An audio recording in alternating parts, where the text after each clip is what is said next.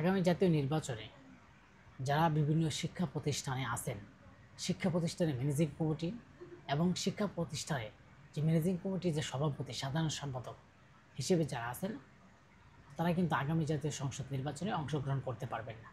এবং তারা যদি কেউ থাকেন, তাহলে অবশ্যই তাদেরকে পদত্যাগ করতে হবে সেখান থেকে, এবং তাহলে তারা নির্বাচনে অংশগ্রহণ করতে পারবেন এবং সেখান থেকে তাদের থাকার সুযোগ নাই।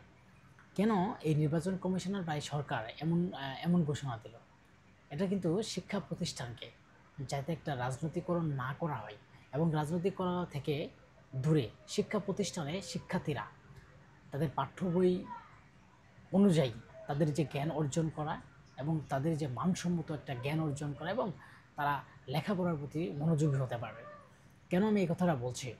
যদি কোনো ব্যক্তি, কোনো নির্বাচিত কোনো এমপি, মন্ত্রী, আমরা বিশেষ করে দেখি যে গত আগে যে আওয়ামী লীগের সময় যারা এমপি মন্ত্রী ছিল, তারা একই জায়গায় এমপি মন্ত্রী থাকার পরে বিভিন্ন শিক্ষা প্রতিষ্ঠানকে দখল করে নিয়েছিল এবং বিভিন্ন শিক্ষা প্রতিষ্ঠানে তারা সভাপতি, সেক্রেটারি এবং ওয়ার্ড পর্যায়ে, গ্রাম পর্যায়ে এবং প্রতিটা নেতাকর্মী তারা এই শিক্ষা প্রতিষ্ঠানের সাথে জড়িত আছিল।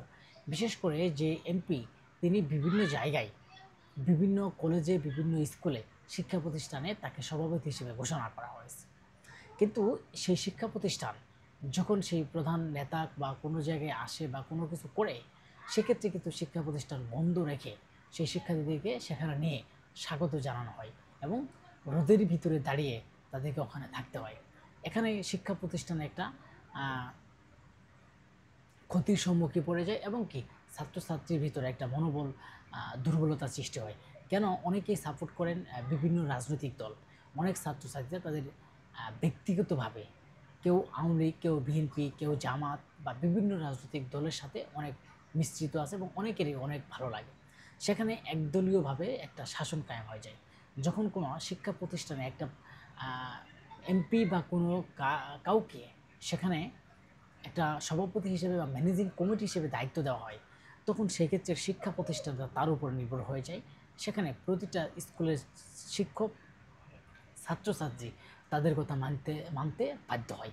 যদি কোনো রাজনৈতিকরণ না থাকে, যদি কোনো এমপি, মন্ত্রী বা এই কোনো সেখানে না থাকে, সেখানে তাদের দায়িত্ব না দেওয়া হয়, কিন্তু তাহলে সেই শিক্ষা প্রতিষ্ঠানে কোনো রাজনীতিকরণ থাকবে না। কারণ রাজনীতি প্রতিটা শিক্ষা প্রতিষ্ঠানে থাকবে, কিন্তু এককভাবে যে একটা রাজনৈতিক দলকে সমর্থন করা, সেটা কিন্তু থাকবে না। কিন্তু এই শিক্ষা প্রতিষ্ঠানে ম্যানেজিং কমিটিরা কেউ নির্বাচনে প্রার্থী হতে পারবেন না। কিন্তু এর জন্য কিন্তু আমি মনে করি যে এর জন্য একটা ভালো শিক্ষা প্রতিষ্ঠানের জন্য একটা ভালো সুসংবাদ। কারণ এতে কিন্তু শিক্ষা প্রতিষ্ঠানে আরও পড়াশোনার মান এবং উন্নয়নের দিকে এগিয়ে যাবে এবং শিক্ষার্থীদের মানসম্মত বিকশিত হবে এবং তাদের মনুষ্যত্ব উন্নতির দিকে এগিয়ে যাবে। কারণ কোনো রাজনৈতিক নেতাকর্মী বা কোনো রাজনৈতিক ধারায় সেখানে প্রভাবিত থাকবে না। আমরা মনে করি যে শিক্ষা প্রতিষ্ঠান থেকে এমন একটা ঘোষণা হওয়ার দরকার যে যারা রাজনৈতিক কোনো ব্যক্তিত্ব আছেন, যা কোনো রাজনৈতিক ব্যক্তিত্ব, তারা কখনো ম্যানেজিং কমিটির সভাপতি হতে পারবে না। এমনটা ঘোষণা করলে শিক্ষা প্রতিষ্ঠান হয়তো আরও ভালো দিকে যাবে। আমি কেন এই কথাটা বললাম? শিক্ষা প্রতিষ্ঠান যখন একটা দলীয় শাসন হয়ে যায় এবং তাদের অনুযায়ী যেভাবে হোক সেভাবেই তাদের অনুযায়ী চলে, যে কারণে শিক্ষা প্রতিষ্ঠানে কোনো মানসম্মত পড়াশোনা থাকে না এবং উন্নত দিকে এগিয়ে যায় না এবং ছেলেমেয়েরা পড়াশোনা অমনোযোগী হয়ে ওঠে। কারণ তাদের মাথার মধ্যে একটা কাজ করে, সেটা হচ্ছে আগামী রাজনীতি কোন পথে যাবে এবং কোন জায়গায় গেলে তারা 200 টাকা পাবে এবং একটা মিটিং মিছিলে গেলে তারা 200 টাকা পাবে। এরকম চিন্তা ভাবনা আমি অনেক শিক্ষার্থীর ভিতরেই দেখেছি যে তারা গ্রামে বিশেষ করে যারা থাকে, 200 টাকার বিনিময়ে তারা একটা মিটিং মিছিলে যায়, টাকার বিনিময়ে। সেখানে এই শিক্ষা প্রতিষ্ঠান থেকে যখন দলীয়করণ উঠে যাবে, তখন কিন্তু শিক্ষা প্রতিষ্ঠানের দিকে আরও উন্নত এবং সুদূর প্রসারিত হবে বলে আমরা মনে করি। দর্শক, এই মুহূর্তে যেই আলোচনাটা করলাম, যদি ভালো লাগে অবশ্যই চ্যানেলটা সাবস্ক্রাইব করে পাশে থাকবেন।